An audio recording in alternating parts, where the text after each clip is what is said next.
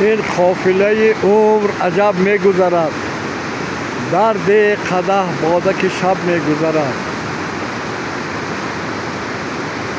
بهترین منظره های طبیعت. عمری گذران خواهی نخواهی گذرد، مگذار ورا به دلشاهی گذرد. بر پادشاهان حسد مبر ای ساده، تا هر نفست به پادشاهی گذرد. این مصرع ها از برادر ما لایق شیرالی هست. خزان ریز و خزان ریز و خزان ریز، چرا عمری جوانی بگذرد تیز؟ چرا انسان نداند قیمت عمر؟ چرا ناچیز بگردد از پی چیز؟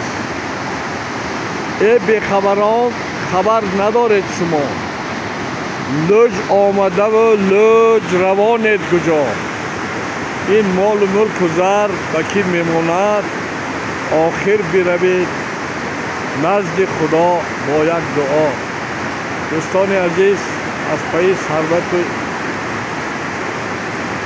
دولت و بایگری نشوید. بایگری این طبیعت هست، این آب هست، این هوا هست، این خاک هست. با طبیعت باشید، عمر دراز بینید. ما همه میرنده هستیم. هزاران آدمان مردند و رفتند، هزاران دیگر خوردند و رفتند، هزاران دیگر نخورده بردند، دیگرها از حسد مردند و رفتند. بدترین بیماری حسد خوردن است، بدبینی کردن، بخیلی کردن. باید ما اینها را از بین بریم. اما وقت دوست داریم محبت، عشق. تاجیکستان به پیش، زنده باشید.